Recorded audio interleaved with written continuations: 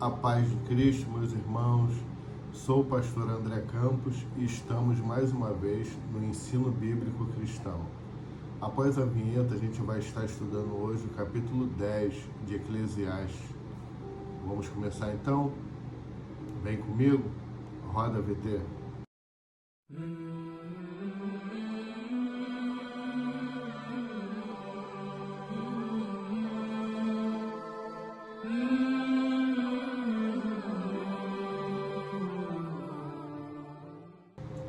De volta, vamos lá? Livro de Eclesiastes 10, verso 1. Vamos falar um pouco aqui do capítulo 10. O capítulo 10 de Eclesiastes, ele é analisado como um texto de sabedoria como os outros, mas é uma sabedoria prática. Mas ele entra em contraste com a insensatez e com a prudência do homem. Ele destaca a importância de viver de acordo com os princípios divinos. Vou te mostrar aqui versículo a versículo de uma forma sucinta, rápida, para a gente poder entender o capítulo de número 10. Vamos lá? Em primeiro lugar, ele vem falar sobre a fragilidade da sabedoria humana. Isso envolve o versículo 1, o 2 e o 3. O primeiro diz: moscas mortas fazem com que o perfume do perfumista fermente e cheire mal. Assim, um pouco de insensatez pesa mais do que a sabedoria e a honra. O que ele quer dizer aqui?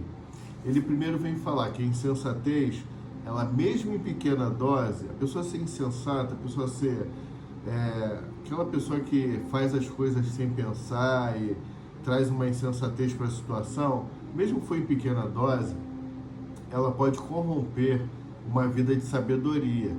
Isso alerta contra o pecado pequeno. Às vezes a gente pensa assim, não, isso aqui é insensato, tudo bem, mas é só uma coisinha pequena, é só um pecadinho, mas aquilo ali já vai corroendo e vai destilando uma coisa terrível, um mal terrível. E isso vai minando o testemunho cristão.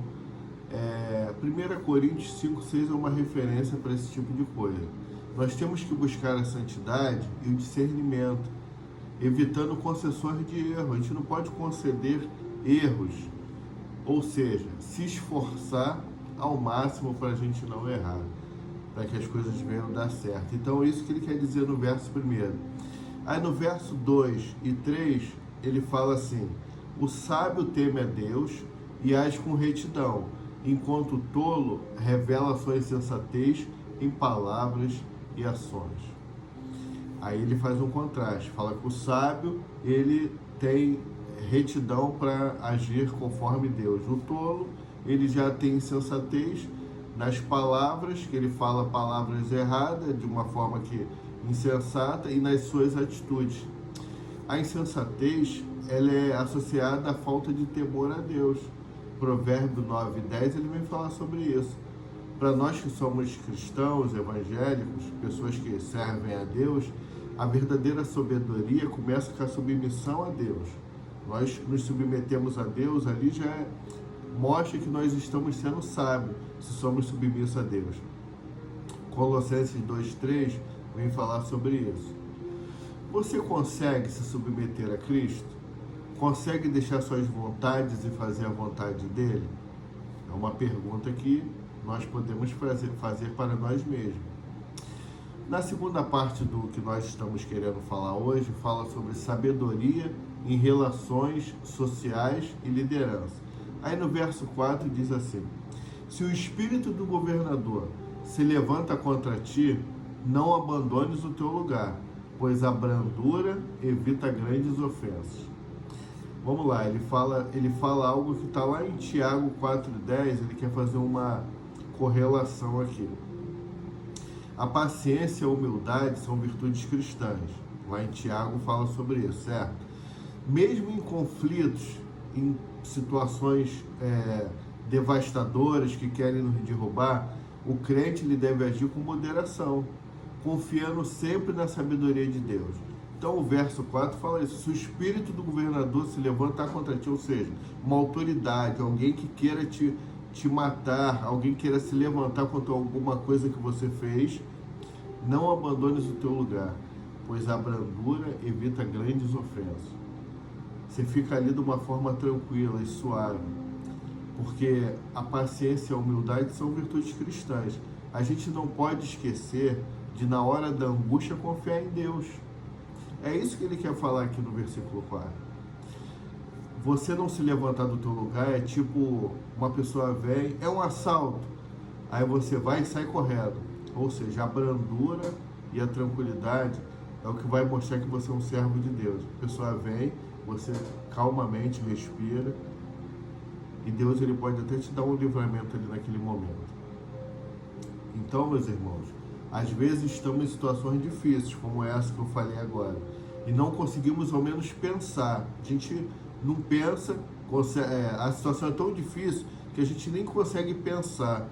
Mas Deus ele tem resposta para todas as coisas, todos os nossos problemas. Então, se a gente respirar e pensar em Deus, ele consegue resolver aquilo ali para a gente. Do 5 ao 7, a insensatez na liderança, ela causa desordem. Líderes tolos, como sabemos, é uma maldição, porque eles destroem não só eles, mas como os seus liderados. Enquanto os sábios trazem estabilidade para a vida. A sabedoria, ela traz estabilidade, ela não te deixa você ficar ali meio barro, meio tijolo, meio em cima do muro, né? Dentro de um contexto cristão, isso reforça a necessidade de orar por autoridade. Porque o cristão, ele pensa assim, o líder ele é tolo, ele está lá na frente, está liderando errado. Nós, como cristãos, o que a gente faz?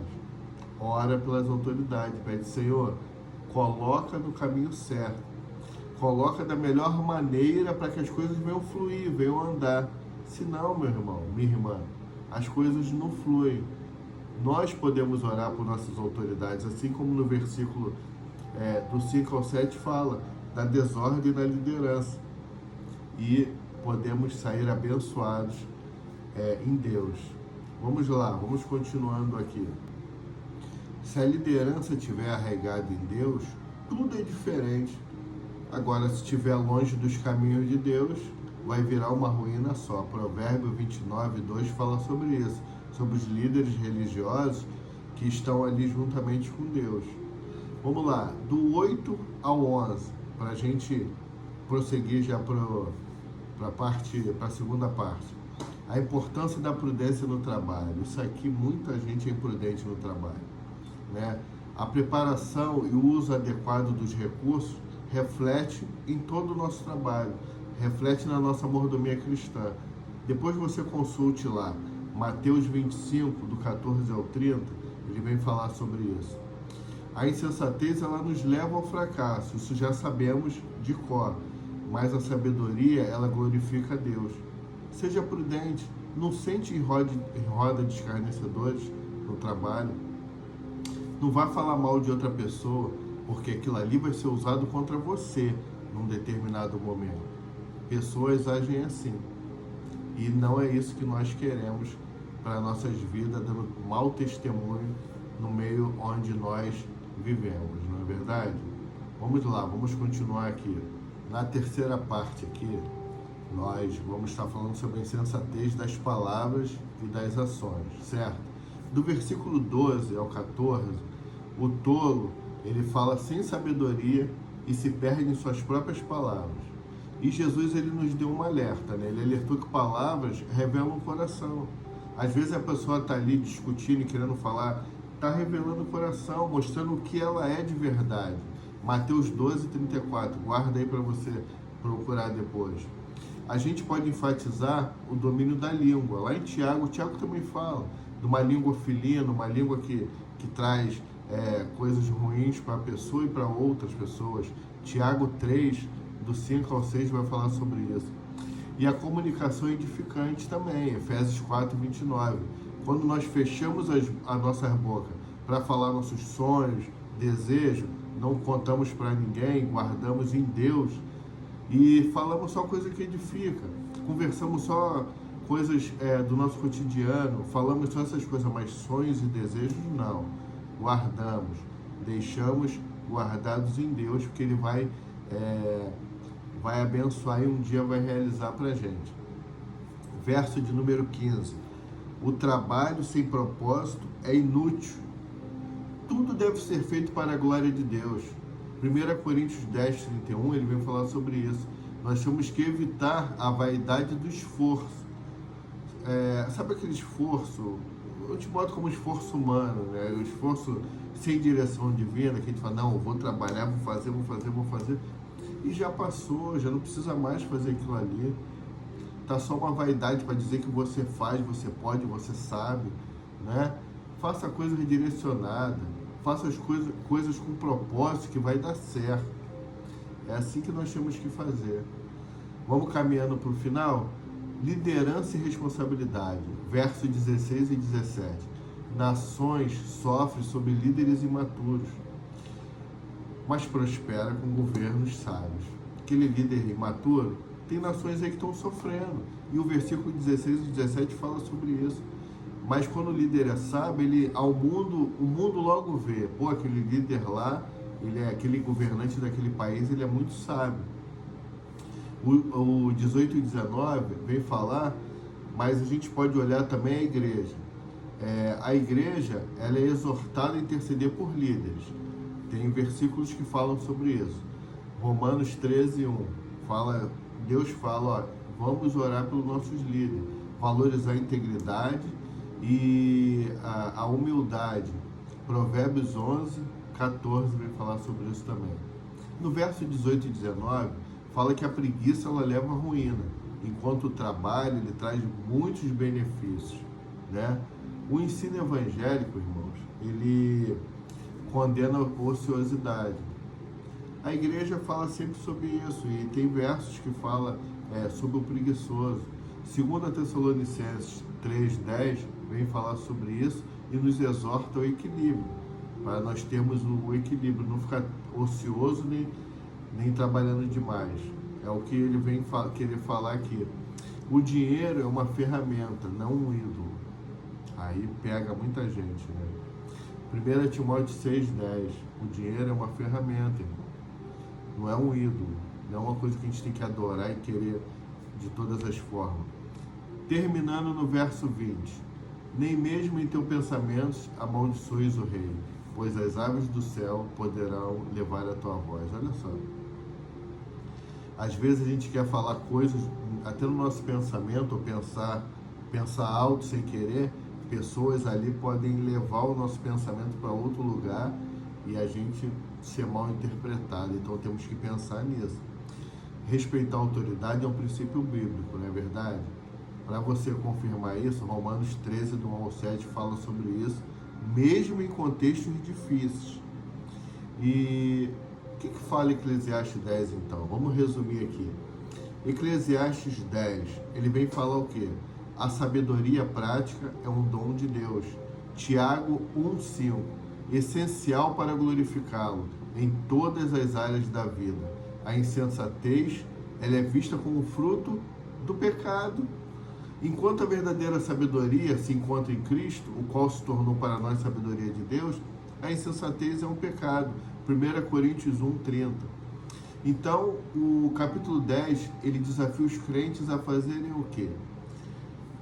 Nós temos integridade, liderança responsável e dependência divina. Foi o que foi falado aqui em todos esses versículos.